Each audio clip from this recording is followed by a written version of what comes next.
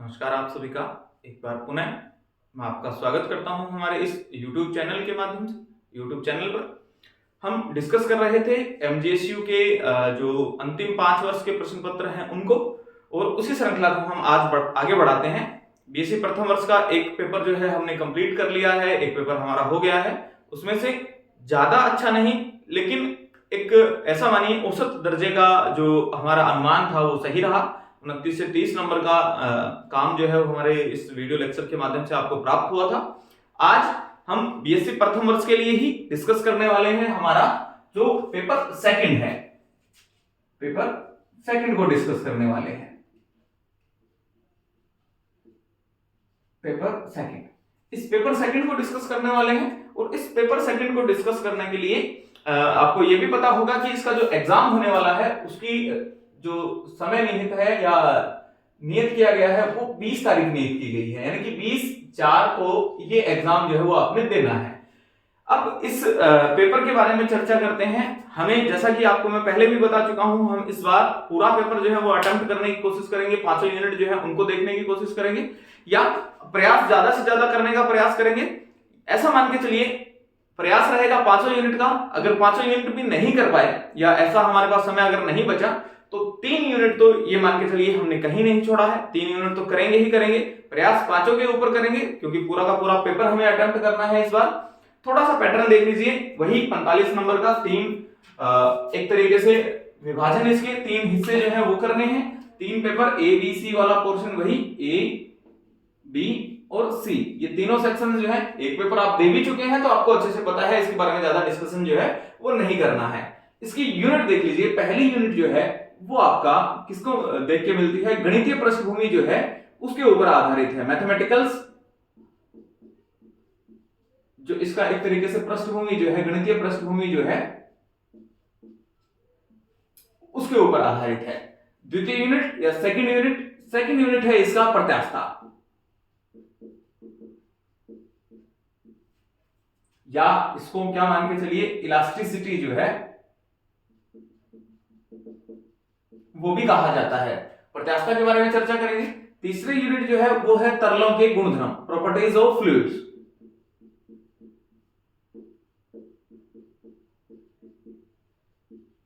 Properties of fluids. Unit number 4 जो है वो आपका है अनन्य प्रेरण और स्वप्रेरण से आधारित है। विद्युत चुंबकीय प्रेरण इसका शायद नाम है,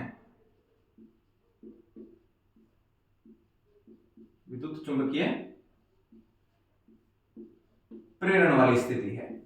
यूनिट नंबर 5 जो है वो आपका है विद्युत चुंबकीय तरंगे, इलेक्ट्रोमैग्नेटिक वेव्स जो हैं वो यहां इसके अंदर डिस्कस करनी है। देखिए हमारा मोटिव क्या है, किसको आधार मान के चलेंगे इस गणितीय पृष्ठभूमि में, क्योंकि आप सारे मैथ जो है वो विषय आपने पढ़ा हुआ है, मैथ विषय से संबंध रखते हैं, तो गणितीय पृष्ठभूमि वाला पोर्शन करने में आपको ज्यादा समस्याएं नहीं आएंगी। इसको आप अगर आप स्वयं भी पढ़ेंगे तो भी आप इसको क्या कर सकते हैं, आसानी से कर सकते हैं। इलेक्ट्रोमैग्नेटिक्स वेव वाला पोर्शन जो है ये भी देखेंगे, यूनिट हमें सारी ही कंप्लीट करनी है। लेकिन आज मैं चर्चा करने वाला हूं आपके साथ किसके बारे में, प्रत्यास्थता के बारे में, इलास्टिसिटी जो है इसके बारे में चर्चा करने वाले हैं। ये 3 यूनिट जो है ये हमारी प्रायोरिटी रहेंगी। सबसे पहले इन 3 के ऊपर हम अपना वार करते हैं। कारण क्या है इनके पीछे वार करने का, क्योंकि ये तीनों यूनिट ही आपने 11th और आपकी जो 12th क्लास है उसके अंदर इनको पढ़ा हुआ है, तो आसानी रहेगी आपको इसको समझने में। प्रत्यास्थता में कुछ एक चीजें जो है वो नई ऐड की गई हैं, और जो आपका 5वीं यूनिट जो है उसमें मैक्सवेल समीकरणों के जो व्युत्पन्न वगैरह हैं या उनका डेरिवेशन जो है वो थोड़ा सा अलग है। बाकी सारी चीजें वही हैं, उन्हीं को आधार मान के चलेंगे, उन्हीं के आधार पर इनका जो है डिस्कशन वगैरह जो है वो करना है। विद्युत चुंबकीय तरंगे, इलेक्ट्रोमैग्नेटिक्स वेव्स भी आपने पढ़ी हुई हैं, तो इसके ऊपर भी चर्चाएं जो है वो कर लेंगे। आज शुरू करते हैं किसके बारे में, जो हमारा प्रत्यास्थता है। तरीका क्या है, पैटर्न क्या रहेगा, वही हमने 5 साल के पेपर जो है वो अपने सोल्व करने हैं। उन्हीं में से लास्ट के अंदर मैं आपको कुछ एक इंपॉर्टेंस बताऊंगा कि ये जो है वो बहुत ज्यादा महत्वपूर्ण है या अति महत्वपूर्ण की कैटेगरी में है, तो उनको एक बार जो है वो क्विक रिवीजन के रूप में आप उनको पुनः देख लीजिएगा और आपका काम जो है आइडिया लगा के चलते हैं। फिर वही बात, हम केवल अनुमान जो है वो लगाएंगे, अनुमान के आधार पर चलेंगे। कोई हम पूरी तरीके से बातें आपको बता भी नहीं पाएंगे, और मैं तो ये कहता हूं कि कोई भी नहीं बता पाएगा। तो चर्चाएं जो है वो करना प्रारंभ करते हैं। आज प्रत्यास्थता के बारे में पढ़ेंगे पहले, और प्रत्यास्थता में क्या क्या चीजें इंपॉर्टेंट है, महत्वपूर्ण क्या क्या चीजें हैं, उनके बारे में सारी चर्चाएं जो है वो आपके द्वारा कर ली जाएंगी, उन्हीं को आधार मान के हम चलने वाले हैं। देखिए पोर्शन पहला या यूनिट नंबर सेकंड प्रत्यास्थता जो है उसके ऊपर चर्चा करेंगे। सबसे पहले तो जो एग्जाम के अंदर आई हुई है चीज वो आपका प्रत्यास्थता की डेफिनेशन ही है। यही पूछा जाता है आपसे, यही पूछा गया कि प्रत्यास्थता जो है वो होती क्या है, प्रत्यास्थता को परिभाषित करिए, what is the definition of elasticity, प्रत्यास्थता की परिभाषा जो है वो क्या होती है। तो सबसे पहले किसके बारे में चर्चा करें, पहली बात करते हैं हम किसके बारे में, जो आपकी प्रत्यास्थता है, इलास्टिसिटी।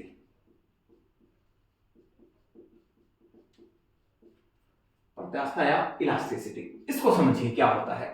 प्रत्यास्थता या इलास्टिसिटी के बारे में चर्चा करने से शुरू करने से पहले हमें बेसिक सी जानकारी इसके बारे में होनी चाहिए कि प्रत्यास्थता होती क्या है और किस तरीके से परिभाषित की जाती है। मैं जनरल सी बात कर रहा हूं, ज्यादा डीप में जाएंगे नहीं, केवल परिभाषाओं के बारे में चर्चा करनी है। एक तो ये मान के चलिए कि प्रत्यास्थता जो है वो केवल और केवल किसका गुण है, जो आपके सॉलिड्स जो होते हैं, ठोस पदार्थ जो होते हैं, सॉलिड बॉडी जो है जो होंगी उन्हीं का ये गुण है। सॉलिड जो है वही इनको क्या करते हैं, प्रदर्शित करते हैं। बाकी चीजों में प्रत्यास्थता जो है अपेक्षाकृत कम होती है, या फिर ऐसा मान के चलिए कि बिल्कुल नगण्य रूप में जो है वो क्या की जा सकती है, पाई जाती है। देखिए परिभाषा की चर्चा करते हैं। परिभाषा क्या होती है प्रत्यास्थता की, अगर प्रत्यास्थता की परिभाषा लिखनी पड़ जाए तो आप ये कह सकते हैं किसी भी पदार्थ का, किसी भी ठोस पदार्थ का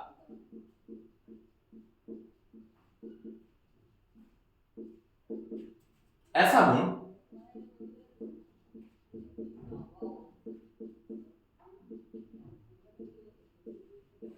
जिसके कारण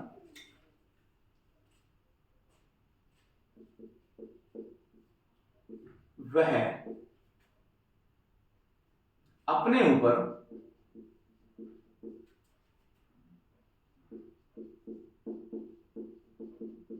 लगाए गए एक्सटर्नल फोर्स जो हैं, जो बाह्य बल हैं, का विरोध करता है।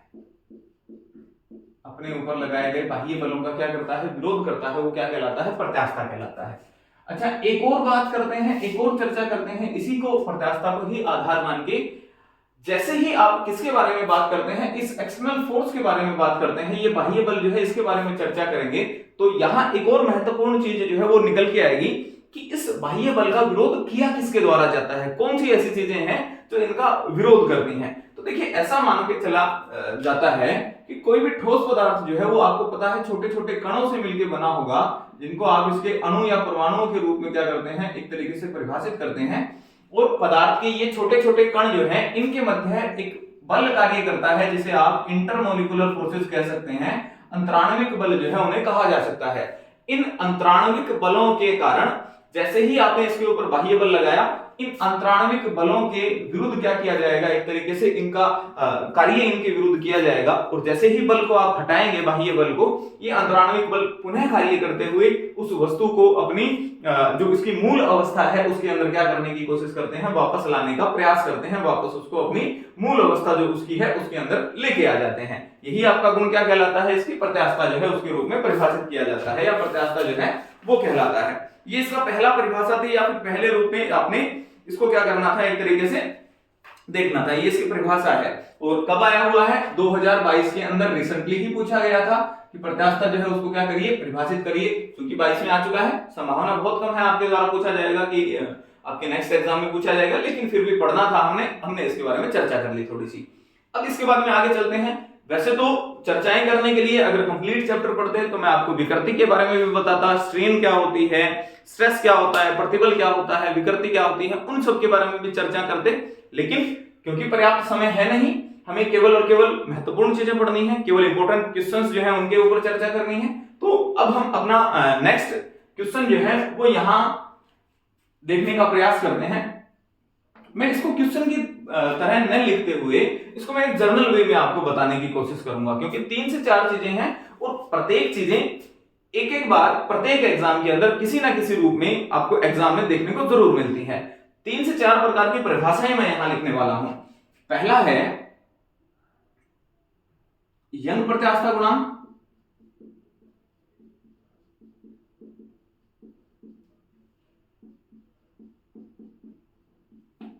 किससे लिखते हैं? y से लिखा जाता है। सेकंड वन,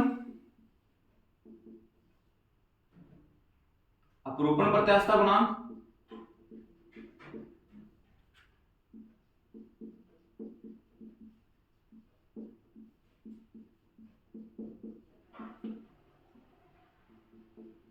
नंबर 3, आयतन प्रत्यास्था गुणांक। Young modulus of elasticity, shearing और जो आपका वॉल्यूम के लिए जो आपके पास इसका इक्वेशन जो है वो यहां आपके द्वारा लिख ली जा सकती है।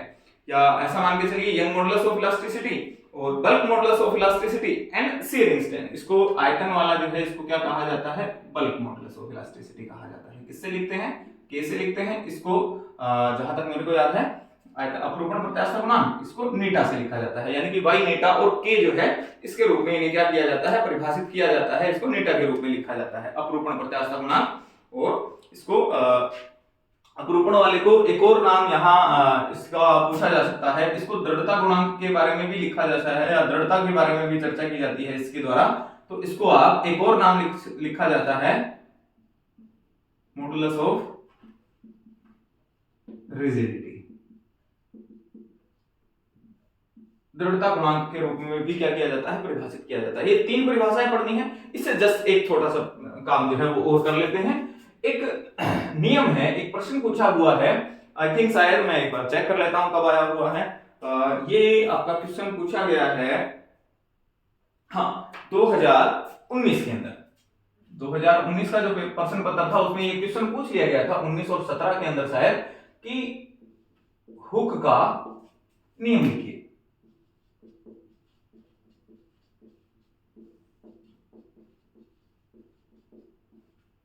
रॉबर्ट हुक का नियम जो है उसके बारे में चर्चा जो है वो करनी थी। हुक का नियम जो है वो पूछा गया था कि हुक का नियम क्या होता है। देखिए ये बता देता हूं पहले, फिर उसके बाद में आगे चलेंगे। हुक के नियम के अनुसार प्रत्यास्थता की सीमा में लगाया गया या प्रत्यास्थता की सीमा के अंदर प्रतिबल और विकृति जो है वो एक दूसरे के क्या होते हैं? समानुपाती होते हैं। बस एक लाइन लिखनी है। 2 चीजों का ध्यान रखना, ये कहा जाएगा आपको कि प्रत्यास्थता की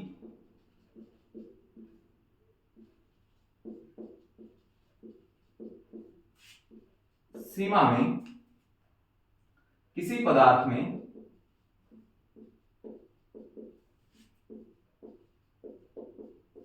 प्रतिबल तथा विकृति एक दूसरे के क्या होते हैं? समानुपाती।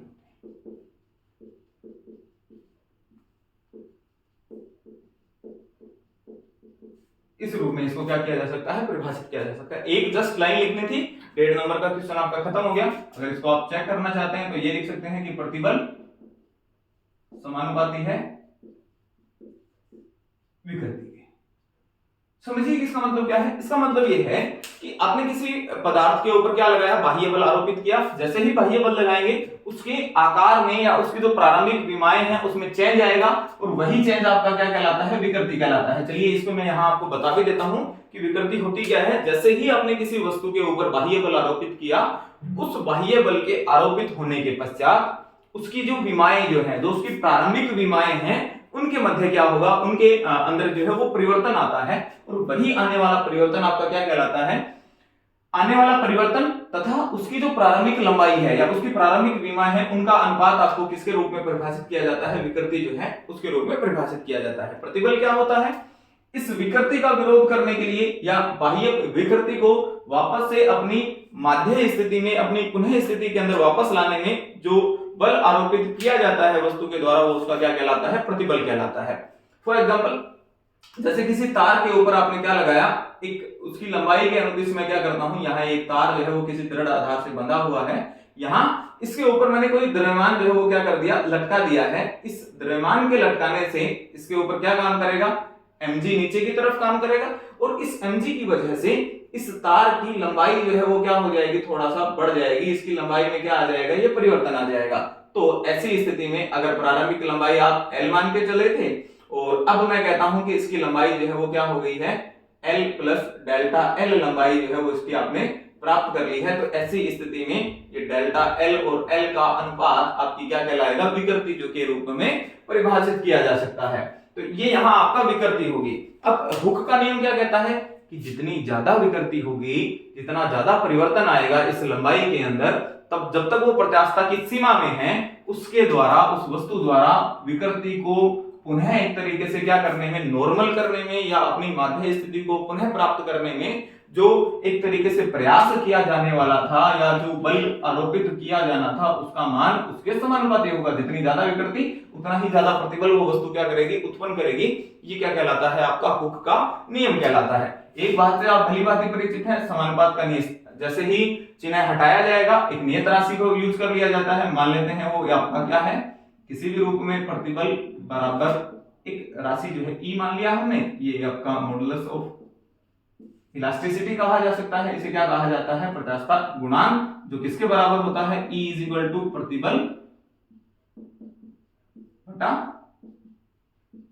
विकृति, यानी कि स्ट्रेस अपॉन स्ट्रेन किसके बराबर होता है, आपका मॉडुलस ऑफ इलास्टिसिटी जो है उसके बराबर होता है। कई बार मात्रक पूछ लेते हैं, तो मात्रक के रूप में आप न्यूटन किसका प्रयोग कर सकते हैं, मीटर स्क्वायर का, क्योंकि प्रतिबल होता है F बाई A, विकृति होती है डेल्टा L बाई L, जो कि एक विमाहीन राशि हो जाएगी। तो जो आपका मॉडुलस ऑफ इलास्टिसिटी है, जो आपका प्रत्यास्थता गुणांक है, उसका एक तरीके से मात्रक क्या बचा, न्यूटन मीटर स्क्वायर जो है उसका मात्रक बच जाएगा। अब यहाँ ये वापस से यंग का प्रत्यास्थता गुणांक, यंग मॉडुलस ऑफ इलास्टिसिटी।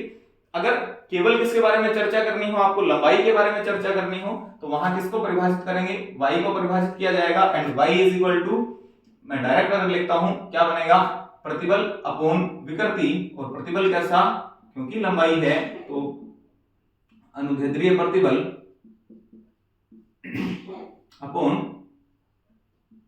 अनुदैर्ध्य विकृति, इस रूप में इसको परिभाषित किया जाएगा। अगर इसका एग्जाम क्या लिखना हो, फॉर्मूला लिखना हो, तो y के लिए हम फॉर्मूला लिख सकते हैं। चलिए यहां लिख देते हैं, y इज इक्वल टू क्या होगा, F by A upon delta L, और ये L जो है वो कहां चला जाएगा, ऊपर चला जाएगा। ये किसका मान है, ये आपके लिए मान है, आपके लिए जो आपकी यंग प्रत्यास्थता गुणांक है उसका मान है। फिर इसके बारे में बहुत सारी चीजें जो है वो आपको आपकी बुक के अनुसार मिल जाएंगी, उसके बारे में मैं यहाँ चर्चाएं आपके साथ नहीं करूंगा कि F की जगह अगर वो आपने बल आरोपित किया था, तो अगर वो कोई द्रव्यमान आप लटकाते हैं, फॉर एग्जांपल इस केस वाला, तो F के स्थान पर आपको mg का प्रयोग कर लेना है, a की जगह पाई आर स्क्वायर वगैरह का। वो सारी चीजें आप आसानी से देख सकते हैं, वो आसानी से आप अपने हिसाब से उसको चेक कर लीजिएगा। अब सेकंड पोर्शन की बात करते हैं, और सेकंड पोर्शन जो है वो आपका क्या है, मान लेते हैं हाँ क्या करना है, आयतन प्रत्यास्थता गुणांक जो है उसके ऊपर चर्चा करनी है। बल्क मॉडुलस ऑफ इलास्टिसिटी देखना है, तो k देखो, k को जब आप परिभाषित करोगे तो क्या किया जाएगा, आयतन में प्रतिबल या आयतन के द्वारा उत्पन्न होने वाला प्रतिबल एक तरीके से अभिलंब रूप से जो कार्य करता है, आयतन का मान यहाँ एक तरीके से यूज करना है आपने। दूसरा, विकृति किसमें आएगी, क्योंकि आयतन में आपने परिवर्तन किया है, तो विकृति भी किसमें आएगी, आयतन के अंदर ही परिवर्तन आएगा। तो यहाँ किसका रूप लिखा जाए, k जो है उसके स्थान पर लिखा जा सकता है, या k जो है उसको लिखा जा सकता है अभिलंब प्रतिबल, जो कि उसके ऊपर चारों तरफ से काम करने वाला है प्रतिबल, अपोन यहां प्रयोग कर सकते हैं आप किसका, आयतन में होने वाली विकृति का, क्योंकि आयतन के बारे में चर्चा थी, आयतन प्रत्यास्थता गुणांक है, तो आयतन में होने वाली विकृति जो है उसको माना जा सकता है। वही तरीका अगर आयतन विकृति की बात करेंगे आप, प्रारंभिक आयतन v मान के चले, होने वाला परिवर्तन जो है वो डेल्टा v मान के चले, तो डेल्टा v अपॉन v किसके रूप में परिभाषित किया जाएगा, वो परिभाषित किया जाएगा आपका जो एक तरीके से आयतन में होने वाली विकृति है, प्रतिबल, वही f upon a is equal to, तो k is equal to f upon a upon delta v upon v के रूप में, या डेल्टा v अपॉन v जो है उसके रूप में इसको क्या किया जा सकता है, परिभाषित किया जा सकता है। ये किसका मान है, k का मान है। एक और चीज मान के चलिए, यहाँ ये f अपॉन a जो है, जब भी आप अभिलंब की बात करते हैं तो किसी भी पृष्ठ पर लंबवत आरोपित बल जो है, जो उसके एकांक क्षेत्रफल पर काम करता है, उसको हम एक और टर्म के रूप में परिभाषित करते हैं, हम उसको दाब जो है उसके रूप में लिख सकते हैं, या दाब के रूप में परिभाषित जो है वो उसको किया जा सकता है। तो ऐसी स्थिति में इस k के लिए हम किसका प्रयोग कर सकते हैं? k के लिए हमने प्रयोग कर लेना है कि कहां जगह है, एक बार यहां लिख लेते हैं। चलिए k is equal to f upon a के स्थान पर हम दाब का रूप जो है वो यहां प्रयोग कर सकते हैं, p upon delta v upon v। ये रूप जो है वो आपको यहां प्राप्त हो जाएगा। अब चूंकि जैसे ही किसी वस्तु के ऊपर दाब आरोपित किया जाता है तो उसके आयतन में लगभग क्या आती है? कमी जो है वो आती है। तो इसके साथ यहाँ नेगेटिव साइन जो है वो यहाँ भी यूज करना है, यहाँ भी आपका नेगेटिव साइन आएगा और यहाँ भी एक नेगेटिव साइन जो है वो यहाँ क्या कर लिया जाता है? प्रयोग कर लिया जाता है। ये क्या कहलाता है? आपका आयतन प्रत्यास्थता गुणांक। इसको फिर से रीअरेंज कर सकते हैं, k is equal to minus तो आयतन में परिवर्तन आ ही जाएगा, तो यहाँ इसका माइनस चिन्ह जो है वो इस वजह से हटा दिया गया क्योंकि आयतन में कमी जो है वो देखी जा सकती है। तो p v upon delta v, k is equal to इस रूप में क्या किया जा सकता है? इसको लिखा जा सकता है। p आरोपित किया गया दाब है, डेल्टा v जो है वो यहाँ क्या है? इसके आयतन में होने वाला परिवर्तन है, प्रारंभिक आयतन। v जो है इसका क्या है? प्रारंभिक आयतन है। यहाँ नेगेटिव साइन का प्रयोग मैंने इसलिए नहीं किया क्योंकि हम जानते हैं कि सामान्यतः दाब के बढ़ जाने पे या दाब में एक तरीके से दाब का प्रयोग करने से आयतन जो है उसमें क्या आने लग जाती है? कमी जो है वो आ जाती है। यहाँ आप नेगेटिव साइन का अगर प्रयोग करना भी चाहते हैं तो कर भी सकते हैं। अगर हटाएंगे, बेसिकली न्यूमेरिकल वगैरह को सोल्व करते समय यहाँ इस नेगेटिव साइन का प्रयोग नहीं किया जा सकता है। जर्नल लगाकर अगर आप यहाँ यूज करना चाहते हैं तो उसको कर भी सकते हैं, इसमें कोई ज्यादा रॉकेट साइंस वाली बात जो है वो आपके सामने नहीं है। 3 परिभाषाएं हो गई। अब चौथी परिभाषा के बारे में बात करते हैं। किसके बारे में चर्चा करनी है? वो है आपका अपरूपण गुणांक, मॉडुलस ऑफ इलास्टिसिटी। वही चीज अपरूपण प्रतिबल अपॉन अपरूपण विकृति, नीटा इज इक्वल टू अपरूपण विकृति क्या है और अपरूपण प्रतिबल क्या है, उन दोनों का अनुपात जो है वो क्या कर लीजिए? परिभाषित कर लीजिए। तो यहाँ आप इसको इस तरीके से लिख सकते हैं, यहां लिख देता हूं। चलिए मैं थोड़ा सा, किसको परिभाषित करना है? नीटा किसके बराबर है? अपरूपण प्रतिबल बटा अपरूपण विकृति। अच्छा, अगर अपरूपण प्रतिबल और अपरूपण विकृति की परिभाषा आपसे पूछ ली जाए तो ध्यान रखिए, ये अपनी परिभाषा जो है वो खुद आपको प्रदान करता है, खुद अपनी परिभाषा जो है वो आपको यहां प्रदान कर देगा। क्या कहा जा रहा है इसके द्वारा? अपरूपण। अपरूपण का मतलब एक ऐसा कुछ घटनाक्रम होना कि जिससे उस वस्तु के रूप में क्या हो जाए? परिवर्तन आ जाए, या उसका रूप जो है वो अरूप हो जाए। अरूप होने का मतलब जैसा उसका प्रारंभिक रूप था वो परिवर्तित होके क्या हो जाना, या उसके अंदर क्या आ जाना? परिवर्तन आ जाना, वो क्या कहलाएगा? आपका अपरूपण जो है वो कहलाता है। तो अपरूपण प्रतिबल अपॉन अपरूपण विकृति, इन दोनों का अनुपात किसके बराबर होता है? आपका नीटा के बराबर होता है, जिसको आपने किसके रूप में परिभाषित करना है या फिर क्या कहना है? अपरूपण गुणांक जो है या फिर अपरूपण प्रत्यास्थता गुणांक नीटा जो है वो कहना है।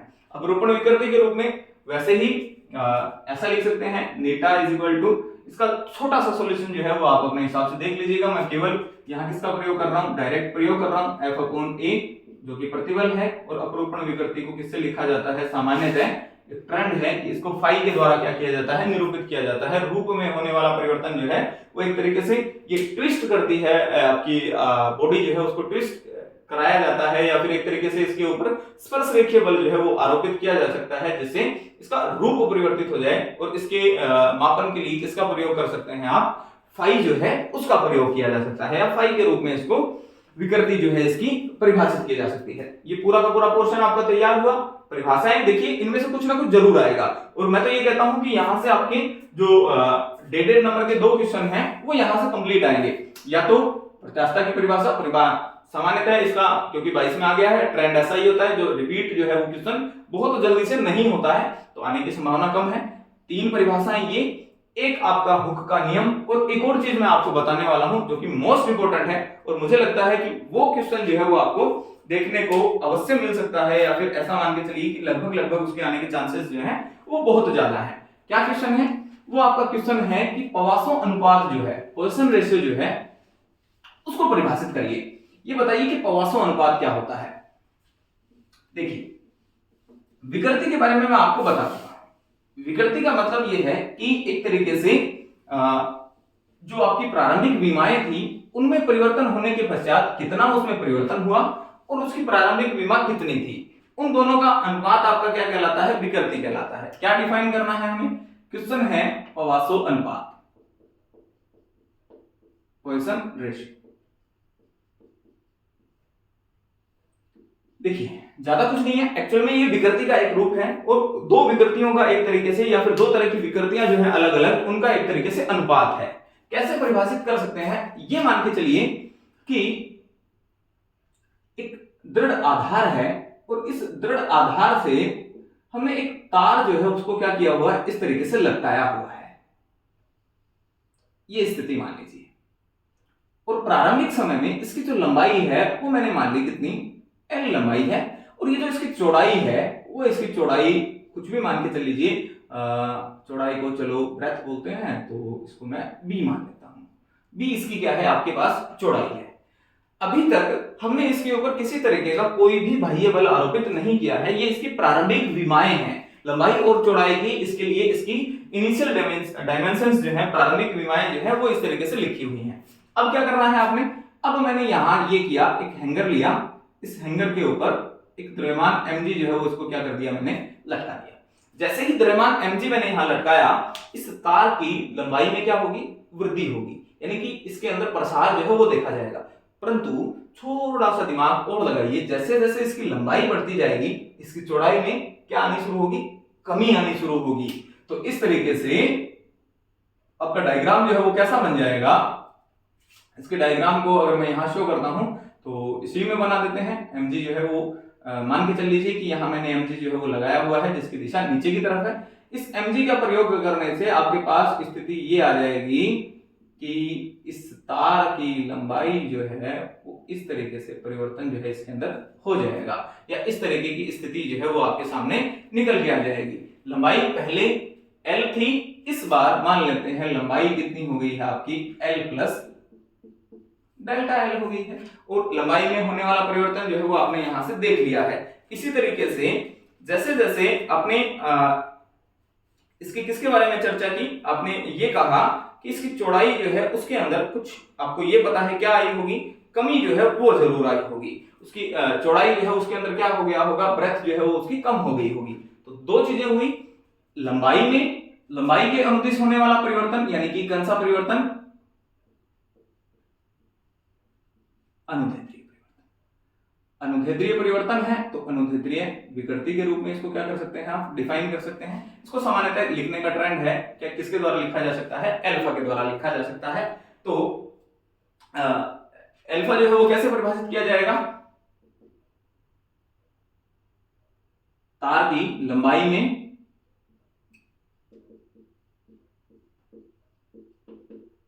परिवर्तन अपॉन इसकी प्रारंभिक लंबाई, किसके रूप में परिभाषित है, ये अल्फा के रूप में, एक तरीके से अल्फा जो है वो इस रूप में क्या है, परिभाषित किया हुआ है। इसी तरीके से इस लंबाई में वृद्धि होने से यहां इसकी चौड़ाई जो है उसके अंदर कमी आई होगी, और इस प्रकार की स्थिति को क्या लिखा जाता है, थोड़ा सा इधर लिख देते हैं,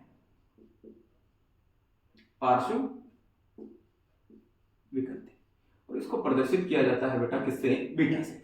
होता क्या है, बाह्य बल आरोपित करने के पश्चात तार की मोटाई ओब्लिक चौड़ाई में परिवर्तन,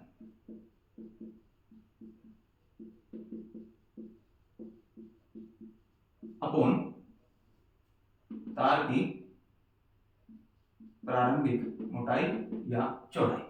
ये स्थिति जो है वो आपकी किसकी है, जो आपका पार्श्व विकृति जो है या फिर पार्श्व रूप से विकृति जो है वो आपने यहां परिभाषित की। अब आप सोच रहे होंगे कि पढ़ना था पवासो अनुपात, कहां अनुदैर्ध्य विकृति और पार्श्व विकृति पढ़ने लगे, रिलेट करेंगे बेटा।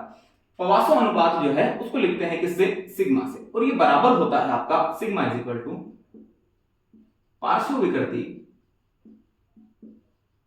अपॉन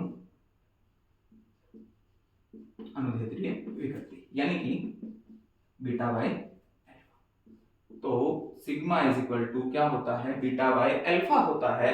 तो ऐसी स्थिति में आप क्या कह सकते हैं, आपके द्वारा ये कहा जा सकता है कि किसी भी तार के अंदर या किसी भी वस्तु के अंदर उसकी पार्श्व विकृति और अनुदैर्ध्य विकृतियों का जो अनुपात है उसको किसके रूप में परिभाषित किया जाता है, उसको सिग्मा के रूप में परिभाषित किया जाता है। और उसे क्या कहा जाता है, उसे कहा जाता है उसका पवासो अनुपात जो है वो कहा जाता है। अगर मात्रक पूछे तो ऊपर भी विकृति है नीचे भी विकृति है, तो ये कैसी राशि है, एक मात्रकहीन राशि है। मात्रकहीन राशि जो है वो इसको माना जा सकता है। अच्छा, एक और चीज, इसका जो मान है एक्चुअल में वो आपकी बुक में लिखा हुआ है जनरली -1 से 0.5 के मध्य इसका मान जो है वो यहाँ निर्धारित किया होता है। और अगर थोड़ा सा एक्यूरेट जाएं तो इसकी वैल्यू जो है वो मैं आपकी बुक के अनुसार लिख रहा हूँ 0.2 से 0.4 के आसपास जो है वो इसका मान लिखा जा सकता है। क्वेश्चन क्या आएगा, इंपॉर्टेंट क्यों है, क्योंकि ये क्वेश्चन जो है वो आपके आने की संभावना है। पवासो अनुपात की परिभाषा जो है उसको परिभाषित करिए और उसके कुछ एक और पॉइंट है, उसकी कुछ सीमाएं जो है वो भी बताइए। तो ऐसी स्थिति में आपको इसको परिभाषित करना है और ये कहना है कि इसका मान जो है वो 0.2 से 0.4 के आसपास क्या करता है, वेरी करता है। कुछ एक चीजें इसके बारे में आगे और चर्चा करेंगे। हमें एक्चुअल में पढ़ना क्या है, हमें एक्चुअल में एक और चीज पढ़नी है कि y के नीटा और सिग्मा, इन चारों के बीच में कुछ रिलेशंस जो है वो पढ़ने हैं, कुछ संबंध जो है वो यहाँ आपको परिभाषित करने हैं, वो बताने हैं आपको। तो इसी वजह से वहां चर्चा करेंगे। तो इसकी सैद्धांतिक कुछ मान जो है या फिर सैद्धांतिक क्या कारण है या फिर सैद्धांतिक रूप से इसको कैसे कहा जा सकता है वो चर्चा वहां कर लेंगे। अभी के लिए याद रखिए कि पार्श्व विकृति और अनुदैर्ध्य विकृति का अनुपात क्या कहलाएगा, बीटा अपॉन अल्फा जो है वो आपका पवासो अनुपात कहलाता है। मान -1 से 0.5 कहा जाता है और एक्यूरेट जाएंगे तो 0.2 से 0.4 के आसपास क्या कर जाता है, वेरी कर जाता है। ये आपका पवासो अनुपात है। अब एक और चर्चा करें, आगे से एक और क्वेश्चन के बारे में बात करते हैं। और वो क्वेश्चन जो है वो आपका एक एग्जाम में पूछा गया था 2018 के आसपास, मेरे पास जो एनालिसिस मैंने किया है उसमें ये पूछा गया था। और मुझे लगता है कि ये क्वेश्चन जो है वो आपका रिपीट हो भी सकता है। तो ऐसी स्थिति में इसके ऊपर भी चर्चा कर लेते हैं। एक और चीज है, ये आपको थोड़ा सा बुक में आपको ये क्वेश्चन देखने को नहीं मिलेगा। ये 11th क्लास से रिलेट करता है चैप्टर, मैंने आपको जैसे बताया। तो ये 11th क्लास से उठाया हुआ एक क्वेश्चन है। वो आपको बेसिकली क्या बताने की कोशिश कर रहा है उस क्वेश्चन के माध्यम से, वो आपको केवल ये टच करने की कोशिश कर रहे हैं कि आपको 11th के आसपास की चीजें जो है वो भी आपके पास आपके स्मृति पटल के ऊपर अंकित रहे। वो आपको प्रयास जो है उनका यही रहेगा कि वो चीजें भी आप क्या करते रहें, एक तरीके से आपको याद रह जाएं, मेमोराइज जो है वो आप उनको करके रखें। तो ऐसी स्थिति में क्वेश्चन देखिए क्या है। क्वेश्चन ये लिखा हुआ है कि एक तार को खींचने में, क्वेश्चन है 2018 में आया हुआ, सिद्ध कीजिए कि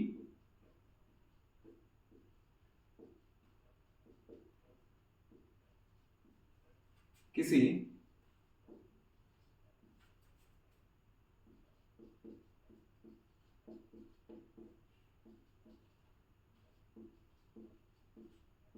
तार को खींचने में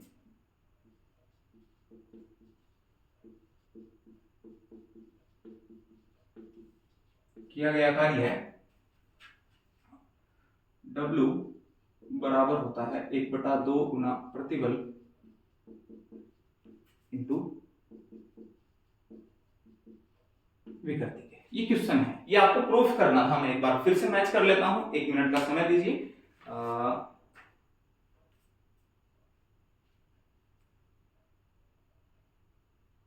हाँ ठीक है, यही क्वेश्चन है। तो इसको थोड़ा सा सोल्व करते हैं। देखिए इसका सॉल्यूशन जो है वो देखने का प्रयास करते हैं, इसका सॉल्यूशन करते हैं। किस तरह की स्थितियां यहां आपके सामने बनेंगी। ये मानिए ये एक कोई तार है जिसकी प्रारंभिक लंबाई, ये वही स्थिति आपके ने दृढ़ आधार से बांधा, जिसकी प्रारंभिक लंबाई जो है वो आपने L मानी हुई है। ये कहा गया है कि इसकी प्रारंभिक लंबाई L है आपके पास। तो ऐसी स्थिति में इस तार के ऊपर अगर हम कोई बाह्य बल आरोपित करेंगे या इसको खींचने का प्रयास करेंगे तो इसके ऊपर हमें बाह्य बल आरोपित करना पड़ेगा। और मैंने आपके द्वारा ये मान लिया, अज्यूम करके चले हम कि मैंने नीचे की तरफ इसके ऊपर क्या आरोपित किया, एक बाह्य बल F जो है उसको आरोपित कर दिया, एक बाह्य बल जो है वो यहां मान लिया।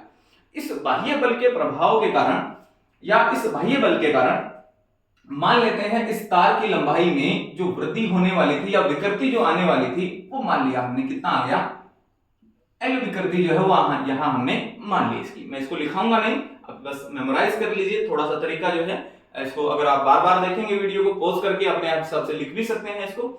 प्रारंभिक लंबाई L है, F बल आरोपित किया जिसकी वजह से इसके ऊपर उत्पन्न होने वाला एक तरीके से जो लंबाई में होने वाली विकृति जो है वो आपने यहाँ क्या मान ली, इसमें L विकृति जो है वो यहां मान ली।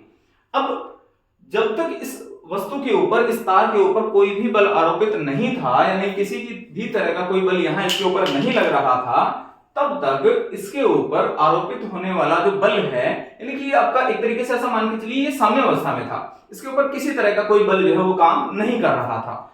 जब तक इसके ऊपर बल कार्य नहीं कर रहा था और ये साम्य अवस्था की स्थिति में था, तो मैं मान के चलता हूं साम्य अवस्था तब प्राप्त होती है जब लगने वाला नेट फोर्स जो है वस्तु के ऊपर वो होता है 0 के बराबर।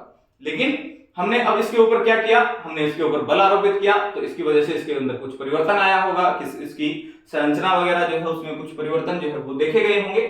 तो इन्हीं परिवर्तनों के कारण अब जब बल आरोपित कर दिया है तो इसके ऊपर एक नेट फोर्स काम करेगा। तो इस नेट फोर्स की वजह से प्रारंभिक बल F अब कितना लगाया आपने, F बल जो है सॉरी प्रारंभिक बल 0, अब F आरोपित कर दिया, तो औसत बल निकालिए इसका, तार पर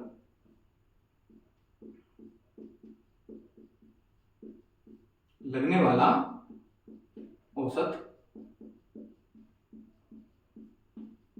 बल कितना होगा, वो होगा आपका 0 था पहले, अब कितना है F/2 यानी कि F/2।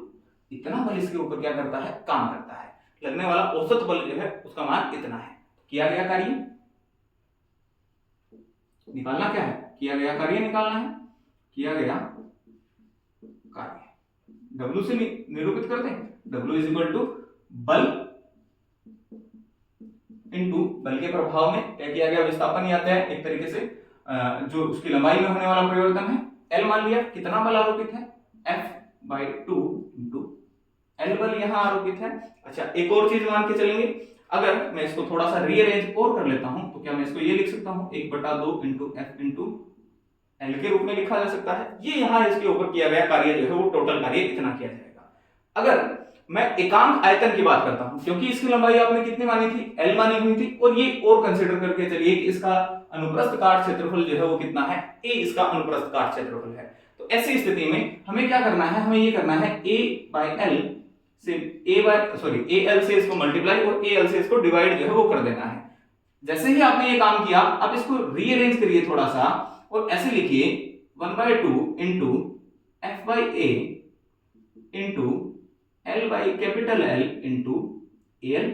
ये किसके बराबर है, ये तो आपका प्रतिबल है, और ये किसके बराबर है, ये आपका विकृति है। और इसको क्या मान के चलिए, ये मान के चलिए कि एकांक आयतन में होने वाला कार्य है, या एकांक आयतन में होने वाला टोटल कार्य है, या W/AL is equal to 1/2 into, क्या मैं इसको प्रतिबल लिख लूं, बिल्कुल लिख सकते हैं, प्रतिबल इंटू इसको क्या लिखा जा सकता है, विकृति लिखा जा सकता है। और ये आपका क्या कहलाता है, एकांक आयतन में किया गया कार्य है। इसी को हम क्या मान के चल सकते हैं, टोटल कार्य जो है वो मान के चलेंगे। तो W is equal to 1/2 into प्रतिबल इंटू विकृति के रूप में इसको परिभाषित किया जा सकता है, प्रतिबल और विकृति के रूप में इसको लिखा जा सकता है। यही आपको क्या करना था, प्रूफ करना था। ये आपका क्या हो गया, हेंस प्रूफ।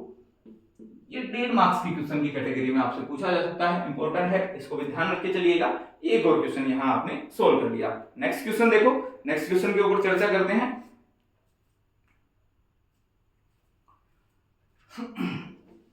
इसको थोड़ा सा साफ करते हैं। अब आज का अंतिम क्वेश्चन मान के चलिए, क्योंकि कक्षा लंबी हो जाएगी, अंतिम क्वेश्चन की तरफ रुख करते हैं अपना।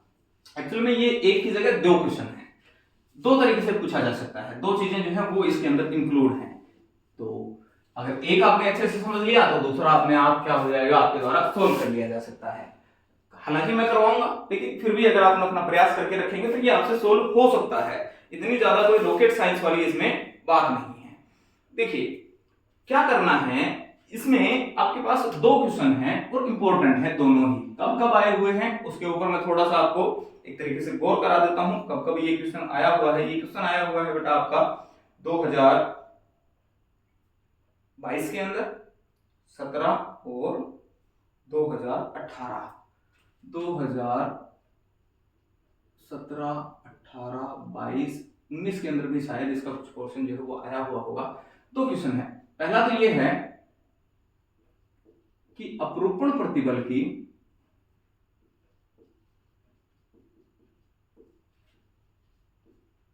परस्पर संपीड़न तथा प्रसार का जो प्रतिबल है, अपरूपण प्रतिबल की तुलना, सीधा ही लिख देते हैं, ज्यादा क्वेश्चन लिखने की आवश्यकता नहीं है, आप समझ जाएंगे इतना। और एक क्वेश्चन है आपका अपरूपण विकृति की तुल्यता।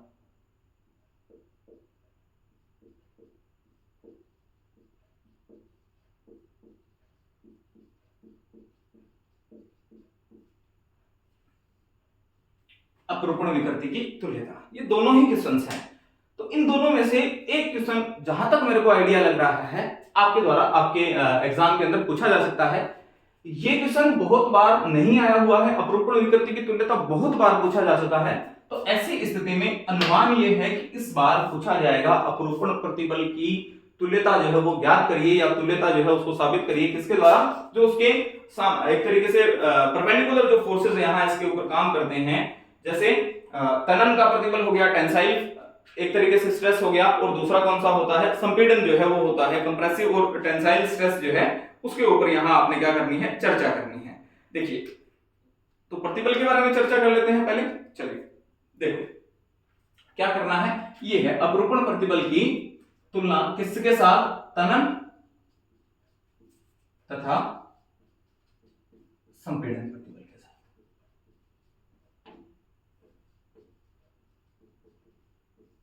प्रतिबल से पहला तो आपको ये पता होना चाहिए कि तनन क्या होता है और संपीड़न क्या होता है। तनन का मतलब तनाव के द्वारा जब खिंचाव आएगा तो तनन होगा। संपीड़न का मतलब जब एक चीज जो है वो क्या होगी? एक तरीके से कंप्रेस होगी, यानी कि वहां संपीड़न की घटना जो है वो देखी जा सकती है, वहां संपीड़न की घटना जो है वो यहाँ काम करेगी। सबसे पहले हमें चर्चा करनी है अपरूपण प्रतिबल वाले के बारे में, तो इसका तो कोई काम नहीं है, इसको साफ कर देते हैं। इसको साफ किया हमने यहां से। देखो अपरूपण प्रतिबल की तुलना, अपरूपण प्रतिबल जब आप निकालेंगे तो ऐसी स्थिति में प्रतिबल का जहां नाम आ जाए आपको डायरेक्ट क्या लिखना है? F/A, यानी कि फोर्स अपॉन एरिया, या पर यूनिट एरिया के ऊपर लगने वाला फोर्स, वो क्या कहलाएगा? आपका एक तरीके से प्रतिबल कहलाता है, स्ट्रेस कहलाता है। अब इसी को आधार मानते हुए थोड़ा सा आगे बढ़ते हैं, या फिर यहां से थोड़ी सी चर्चाएं जो है वो उनको आगे बढ़ाने का प्रयास करते हैं। क्या करेंगे? थ्योरी नहीं लिखूंगा, तरीका वही रहेगा। हम ये मान के चलते हैं कि हमने एक घन की क्या कर ली है? कल्पना कर ली है।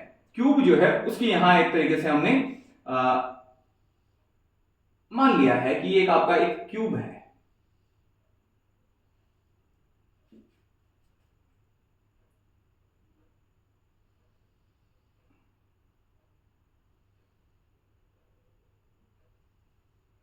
ये एक क्यूब की संरचना जो है वो हम यहां बना लेते हैं।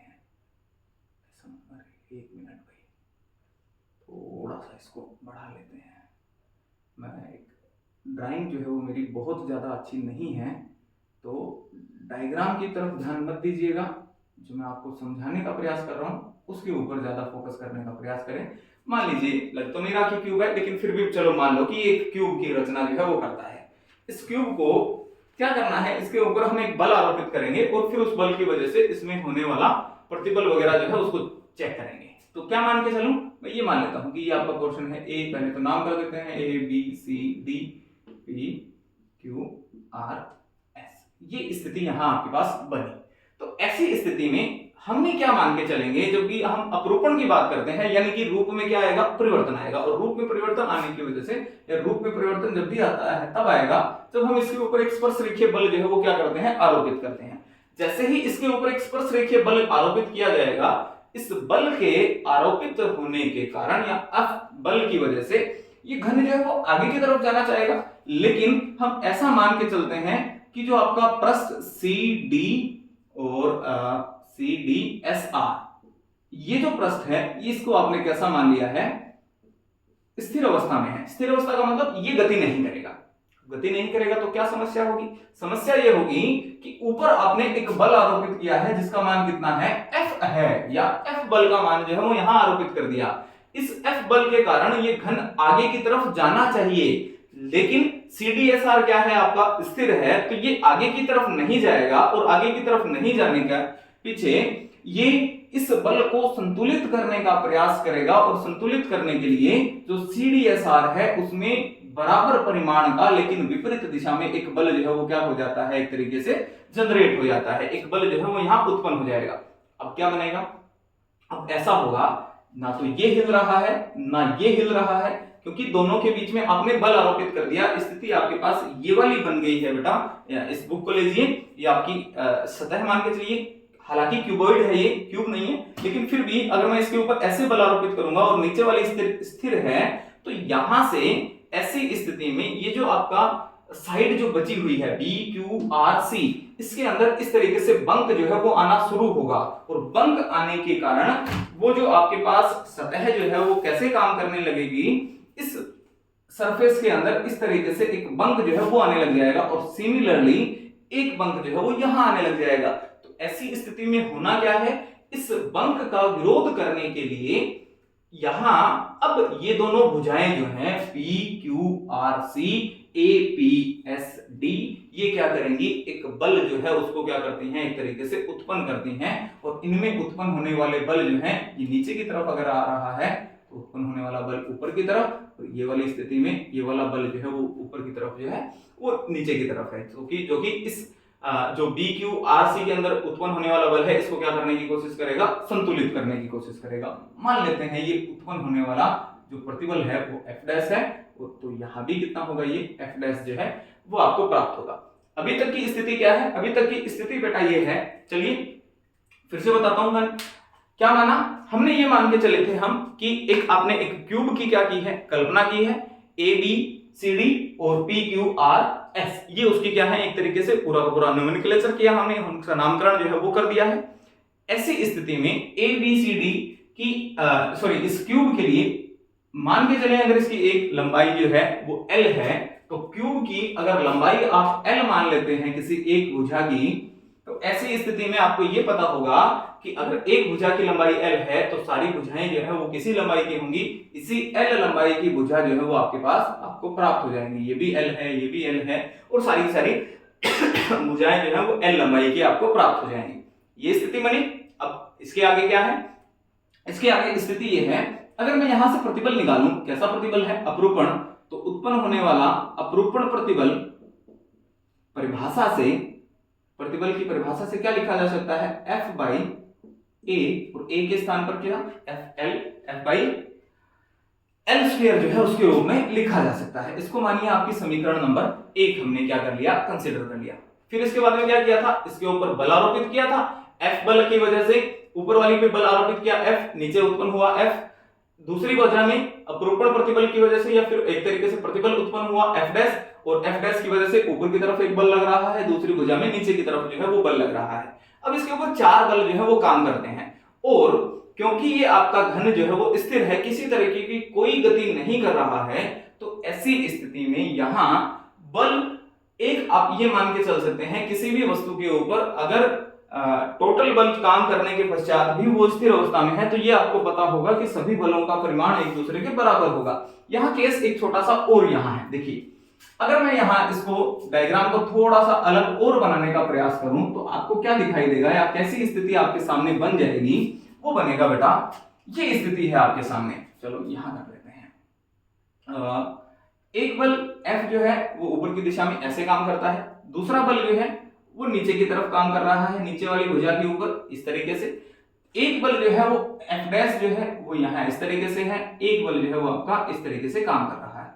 ये F, ये आपका F, यहाँ है F', और यहाँ आपके पास क्या है, F' है। तो ऐसी स्थिति में ये चारों बल इसके ऊपर काम कर रहे हैं, फिर भी ये घन क्या नहीं कर रहा है, गति नहीं कर रहा है। अब इस पेयर को उठाइए, F और F किसके ऊपर लग रहा है, ऊपर वाली भुजा के ऊपर और नीचे वाली भुजा के ऊपर। दो बल काम कर रहे हैं, दोनों विपरीत दिशाओं में हैं, लेकिन दोनों के मध्य कुछ अंतराल भी है। वो लंबाई कितनी है, वो लंबाई इन दोनों के मध्य है, L लंबाई जो है वो यहाँ इसके बीच में काम कर रही है। इसी तरीके से अगर मैं इसकी बात करता हूं, ये बल और ये बल दोनों परिमाण में समान है, दिशा में विपरीत है, लेकिन दोनों के बीच में कुछ दूरी है जो कि इनकी लंबाई के बराबर ही है। ये भी लंबाई आपके पास L है। तो अगर एक कैसा बल काम करते हैं या बलों का एक ऐसा युग्म काम करता है जो समान परिमाण का है, विपरीत दिशाओं में है, लेकिन जिसकी क्रिया रेखाएं जो है, लाइन ऑफ एक्सेल्स जो हैं, वो अगर किसी एक पर्टिकुलर पॉइंट के ऊपर नहीं है तो ऐसी स्थिति में वो क्या बना लेती हैं, वो एक टॉर्क का निर्माण कर लेती हैं, बलाघूर्ण जो है वो बना लेती हैं। तो ऐसी स्थिति में ये वाला बल F इंटू L क्या बनाएगा, मान लेते हैं टो1 का यहां क्या किया, इसने निर्माण किया। इसी तरीके से दूसरा बल F डैश, लेकिन लंबाई तो यहां भी L है, मान लेते हैं किसका निर्माण किया, इसने एक अन्य बलाघूर्ण टो2 का क्या कर लिया, निर्माण कर लिया। टो1 और टो2 जो है वो आपके पास दो बलाघूर्ण यहां काम करने लग गए। अब इन्हीं बलाघूर्णों को आधार मानते हुए या इन्हीं बलाघूर्णों की वजह से हमें थोड़ी सी कैलकुलेशन वगैरह जो है वो और करनी है, क्योंकि आपको यह पता होगा कि सामान्य रैखिक गति में जो कार्य बल के द्वारा किया जाता है वही कार्य घूर्णन गति के अंदर किसके द्वारा किया जाता है, बलाघूर्ण जो है उसके द्वारा भी किया जा सकता है। अब इस घन के ऊपर एक बलाघूर्ण जो है वो इस तरीके से लग रहा है, दूसरा इसको दूसरी दिशा में लेके जाने का प्रयास कर रहा है, और दोनों की बलों के आघूर्णों के कारण लगने के बावजूद भी, दोनों बलाघूर्णों के लगने के बावजूद भी ये घन अगर गति नहीं कर रहा है तो ऐसी स्थिति में एक ही कंडीशन मिल सकती है आपको कि जो टो1 है उसका मान किसके बराबर हो जाएगा, टो2 के बराबर हो जाएगा, यानी कि F इंटू एल बराबर हो जाएगा किसके, F डैश इंटू L के। इस L से ये L मार खा गया तो F किसके बराबर है, F डैश के बराबर है, यानी कि F is equal to F dash जो है एक रिलेशन आपके सामने बन गया है कि दोनों बलों का मान एक दूसरे के क्या है, बराबर आपको प्राप्त हो जाता है। F का मान किसके बराबर है, F डैश के बराबर है। यहां तक क्या प्रूफ किया आपने, यहां तक केवल ये प्रूफ किया कि जो प्रतिबल यहां उत्पन्न होगा वो लगाए गए बाह्य बल के बराबर है, या फिर जितना बल आरोपित है उतना ही इसके अंदर प्रतिबल जो है वो भी यहां काम कर रहा है। अभी हम अपरूपण प्रतिबल के बारे में चर्चा कर चुके, ये दो चीजें और देखनी है, तनन और संपीड़न क्या होता है, यानी कि टेंसाइल और एक तरीके से कंप्रेशन क्या होता है। इसके लिए एक इसका एक तरीके से इसका एक साइड जो है वो उठा लेते हैं, ABCD। ABCD को उठाइए, ABCD को गौर से अगर आप देखेंगे ये आपका ABCD मान लेते हैं कि ये आपका ABCD है, A B C और D। ABCD पे बल लगने वाले बलों को देखिए, ऊपर की तरफ से एक बल लग रहा है जिसकी दिशा ये वाली है, इसके ऊपर नीचे की तरफ CD के ऊपर यहां बल है जिसकी दिशा इस तरफ है, यानी कि ये आपका CD बल। मान कितना है, परिमाण कितना है इसका, F परिमाण है। अच्छा, इसी तरीके से यहां अगर चर्चा करते हैं इस पॉइंट के ऊपर, इस CP भुजा के ऊपर यहां से यहां एक बल और काम करता है जिसकी डायरेक्शन ऊपर की तरफ है, और इसका मान आपके द्वारा F डैश जो है वो लिखा गया था, लेकिन F डैश का मान आपने प्रूफ कर दिया है किसके बराबर है, F के बराबर है। सेम एज इस पॉइंट के ऊपर चर्चा करिए, यहां इसके ऊपर आइए, यहां अगर आप चर्चा करते हैं तो लगने वाले AD इस भुजा के ऊपर नीचे की तरफ एक बल जो है वो क्या करता है, काम करता है, और जिसका मान इस तरीके से आपने F डैश लिखा हुआ है, लेकिन प्रूफ भी कर दिया है कि F डैश का मान किसके बराबर है, F के बराबर है। ये कंडीशन आपके पास है। तो ऐसी स्थिति में पॉइंट B और पॉइंट D के ऊपर गौर करके देखो, F क्योंकि एक वेक्टर क्वांटिटी होती है, ये F वेक्टर, ये F डैश वेक्टर, लेकिन जो कि F के बराबर ही है। दो सदिश अगर इस तरह की स्थिति में है तो उनका कहीं ना कहीं कुछ रिजल्टेंट जो है, परिणामी जो है वो निकलेगा, और इस परिणामी का मान इस तरीके से लिखा जा सकता है, यानी कि ये इसकी दिशा होगी। अगर मान निकालोगे तो दो सदिशों के परिणामी के लिए मान होता है आपका a square plus b square plus 2ab cos theta. दोनों के बीच में यहाँ एंगल कितना बन रहा है, 90 डिग्री का एंगल बन रहा है, और cos 90 की वैल्यू क्या होती है, cos 90 की वैल्यू आपके पास एक मिनट, cos 90 की वैल्यू आपके पास होती है 0। तो ये वाला पोर्शन जो है ये cos 90 वाला पोर्शन बन गया। तो यहां से इसकी वैल्यू जो है वो, यहां से अगर आप इस फोर्स को निकालोगे तो a square plus b square वाला फॉर्मूला यहां काम करेगा, r परिणामी की वैल्यू होती है, वो वाला फॉर्मूला लिख देता हूं मैं, r square is equal to a square plus b square plus 2ab cos theta. इसको जब आप दोनों के बीच में बनने वाला एंगल जो है वो यहाँ 90 है, जब ये वैल्यू रख के आप सोल्व कर लोगे तो यहाँ आपको मिलेगा कि ये जो बल है वो √2f के बराबर आएगा। इसी तरीके से सेम एज यहाँ जो लगने वाला बल है इसकी डायरेक्शन तो हो जाएगी ये वाली, और यहाँ जो लगने वाला बल है उसका मान भी कितना आ जाएगा, √2 √2f बल जो है वो यहां भी काम करने वाला है। इसी तरीके से ये दो बल तो यहां का पॉइंट ए और पॉइंट सी, इनके ऊपर गौर करिए। लगने वाला बल इसकी डायरेक्शन नीचे की तरफ, इसकी डायरेक्शन इस तरफ से, तो लगने वाले बल की दिशा जो है वो क्या होगी, यहां नीचे की तरफ होगी और मान कितना आएगा, वही √2f। यहां से सेम एज ये इसकी लगने वाले बल की दिशा, एक ये बल की दिशा, तो ये वाला पॉइंट जो है वो क्या आ गया आपका, √2f जो है वो बल यहां काम करने लगा है। यानी कि इतने बल जो है वो इसके ऊपर क्या कर रहे हैं, काम कर रहे हैं। बल का मान आपने निकाल लिया, कितना आया, √2f बल जो है वो यहाँ टोटल इसके ऊपर काम करता है। अब किसके ऊपर चर्चा करिए, इस तल के ऊपर चर्चा करिए। यहां से देखो, अगर मैं इसको खींचता हूं, यानी कि इन B और D पॉइंट को देखता हूं, ये एक दूसरे से दूर जा रहे हैं, और दूर जाने का मतलब ये एक तरीके से इसमें खिंचाव जो है वो आ रहा है, जबकि A और C के ऊपर बलों की दिशा अंदर की तरफ है, यानी कि यहाँ संपीड़न की घटना जो है वो देखी जा रही है।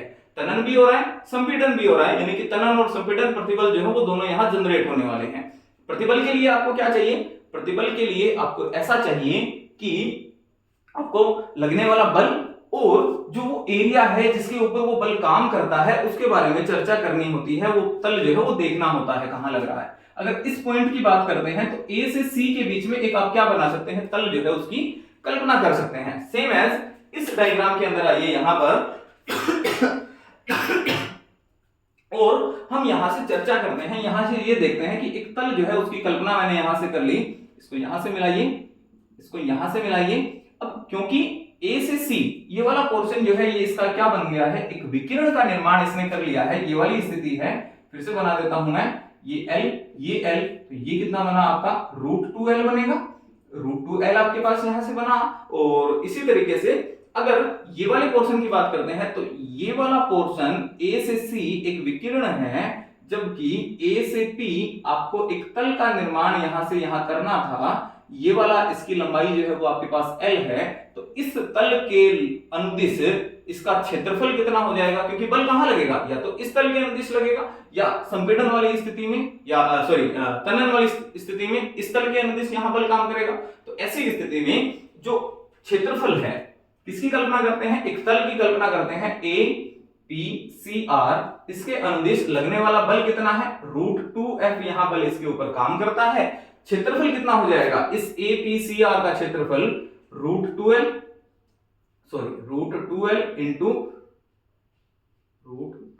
इंटू लंबाई कितनी थी, ये AP वाला हिस्सा आपके पास L है, तो ये L² हो जाएगा। तो तनन प्रतिबल √2f upon √2L into L, तो यहां ये √2 से √2 गया, बचा क्या, f/L²। सेम एज संपीड़न प्रतिबल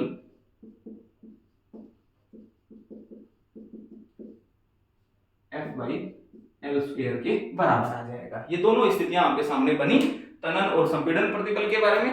और बाकी की चर्चाएं जो है इसको पढ़ के रखिए। नेक्स्ट क्वेश्चन जो है वो देखेंगे कि हम विकृति किस प्रकार से आएगी, ठोस बेलन का एक तरीके से किस तरीके से वो ट्विस्ट करता है उसके बारे में चर्चा करेंगे। और एक और दो क्वेश्चन जो है वो जो न्यूमेरिकल के रूप में आपको मिलने वाले हैं आपके पेपर के अंदर, उनके ऊपर चर्चा करेंगे। ये आपका यूनिट सेकंड जो है वो हमने पढ़ा। बाकी की कक्षाएं आगामी दिनों में होती रहेंगी। बने रहिए हमारे साथ और चैनल वगैरह को सब्सक्राइब करिए। अगर वीडियो पसंद आती है तो इसको लाइक करिए। अगर पसंद नहीं भी आती है, हमारा प्रयास आपको रास नहीं आता है, तो वीडियो को डिसलाइक करिए, हमें कमेंट लिखिए, हम इसमें और अधिक सुधार करने का प्रयास करेंगे। तब तक के लिए धन्यवाद, बहुत बहुत शुभकामनाएं।